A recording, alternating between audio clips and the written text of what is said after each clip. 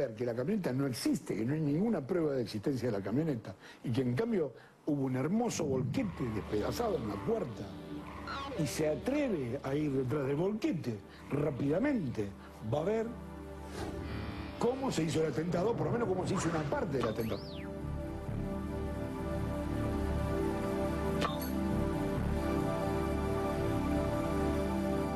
A los pocos días del atentado viene un señor que se llama Charles Hunter, que es mandado por el Departamento de Estado para ayudar a entender qué es lo que pasó.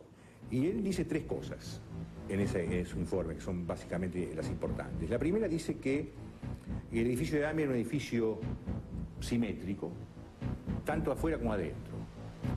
Que por lo tanto, si la bomba está puesta en el centro del edificio, es decir, en la puerta, la destrucción debió haber sido más o menos simétrica y la realidad es que fue absolutamente asimétrica. Primer dato. Segundo dato, si la explosión hubiese sido una explosión que capaz desde afuera, como se dice, desde afuera, producir semejante daño hacia adentro en el edificio de la AMIA, no alcanzaba con la cantidad de explosivos que se menciona, para empezar, y segundo, el resultado proporcional que hubiese tenido que tener el edificio de enfrente, que está solamente a 9 metros, hubiese sido muchísimo mayor. Con los elementos que sacamos fotografiando, sabemos que los volquetes los podían haber dirigido, más allá de la explosión interna, que vos estás hablando. Él sostiene, por eso digo que ahí viene la tercera parte. La tercera parte es que la mayoría de los elementos que estaban en los edificios linderos, en la misma línea de edificación, salieron volando hacia afuera, lo cual habla de una explosión adentro de la edificación. Esto es lo que dice Hunter.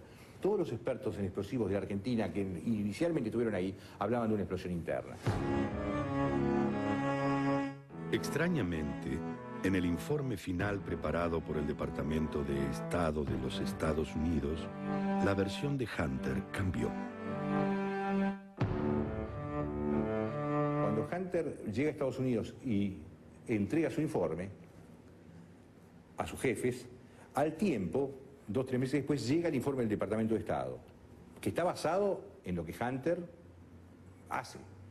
Y sin embargo el informe es absolutamente distinto, habla de una traffic y habla de una explosión en la puerta, que contradice totalmente lo que él había dicho. Lo que él había dicho. Yo hago un informe para el Congreso de los Estados Unidos en el septiembre del 95, y con Hunter presente se lee mi informe donde se menciona esta contradicción. Y Hunter no me desmiente.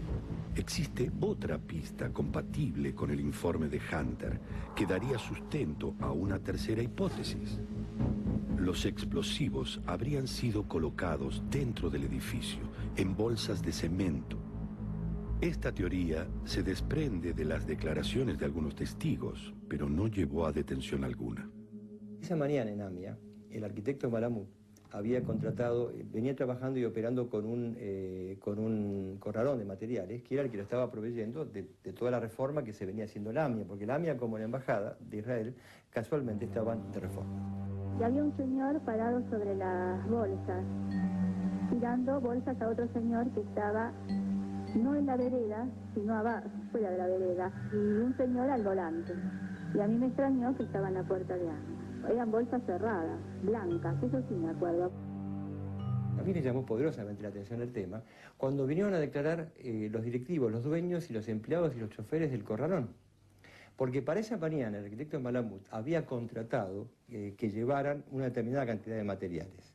Pero por un problema del corralón se demoraron en salir.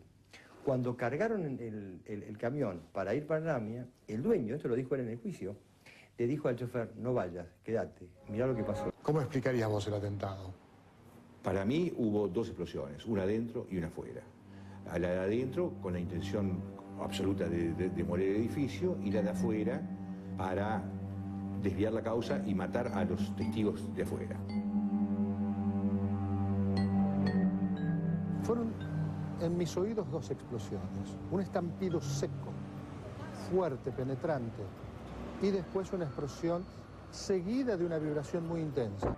Mi frase de desafío a todos los investigadores tiene que ver con esto, a que me den una respuesta, no que satisfaga un círculo penal, sino que satisfaga mi memoria, que digan exactamente qué fue lo que ocurrió, pero que no quieran cambiar mi versión porque yo estuve allí. A lo largo del tiempo, el testigo C fue cambiando el contenido de sus declaraciones.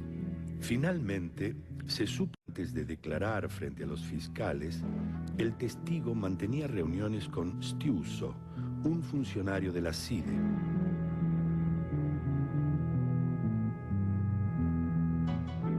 El testigo este fue cambiando su versión a medida que iban cambiando los gobiernos de turno, ¿no? Y no nos olvidemos que... Perdón, yo no tengo que interrumpir por algo. Es decir, nosotros entrevistamos al fiscal Nisman y para él es una persona absolutamente creíble, el testigo C. ¿Cómo puede decir usted ahora que cambiaba de...? Yo ahora lo veo con perspectiva. La primera vez que lo vi a él en Frankfurt dijo que un importante miembro del gobierno del país tenía que ver con el atentado. En el gobierno de la Rúa dijo que era Menem. ¿Qué era Menem quién? El que estaba involucrado y que había recibido 10 ¿Tiene millones... esa declaración o se la dijo usted verbalmente? ¿Figura en la causa? Esto figura en la causa. ¿Y cómo? Entonces cuando dice que es Irán y cuando dijo que es Menem no se... No, que Menem había recibido 10 millones de dólares para encubrir el atentado. Y que estaba en una cuenta en Ginebra. Eso lo dice el testigo C. Eso lo dice el testigo C. Y después declara nuevamente ante el juicio oral, con una videoconferencia. Y ahí se desdice de algunas cosas y vuelve a la carga con otras, pero después nos enteramos que Stiuso estaba delante de él. Ah, ¿le estaba pasando información? Stiuso estaba delante, o sea, la cámara lo estaba enfocando a él, y en el juicio oral se determina que Stiuso se encontraba con el testigo C. Si vamos al sitio web de Interpol, podemos tener la foto y las características del testigo C, pues, porque es buscando por Interpol. Ah, es buscado por Interpol. Sí, sí. Eso es muy importante. Por fraude y estafa. Pero un momentito. ¿Con anticipación al atentado o posteriormente al atentado era un estafador? Porque si no, la gente también puede sospechar que ustedes están cargando las tintas. No, antes del... Él no estaba ni en Irán ni en Argentina durante este atentado en contra de AMIA. ¿Dónde estaba el testigo C? Estaba en Alemania. Entonces, él no tenía ningún acceso a las informaciones. Lo que dicen, él tenía canales al gobierno iraní, es absolutamente falso.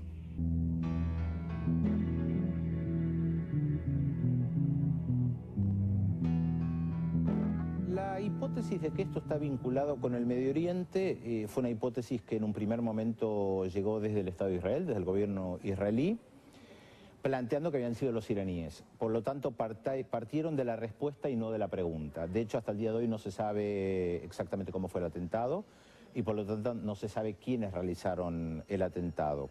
Uno podía pensar en el gobierno iraní por una relación de enfrentamiento con el Estado de Israel y uno podría pensar en el Hezbollah como un factor paraestatal, un partido político y armado en el sur del Líbano porque Israel había asesinado a uno de a su principal dirigente poco tiempo antes de los atentados. Si uno analiza el accionar de los iraníes o del Hezbollah, uno difícilmente puede llegar a la conclusión de que realizaron un atentado en la Argentina, sea para condenar o castigar al gobierno argentino, sea porque eso estuviera ligado con el Medio Oriente. En la causa no existe una sola pieza de evidencia que vincule a Irán con la causa. Por lo menos no existe ni existió en los primeros 10 años.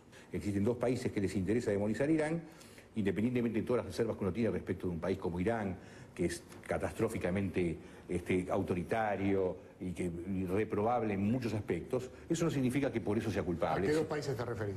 A Israel y a Estados Unidos, que ellos decidieron, ya que encontraron un atentado vacante sin dueño, darle un dueño a través de Irán, que les viene bien a ellos para su política exterior. Lo que sé seguro es que en la causa no existe ningún elemento que los vincule.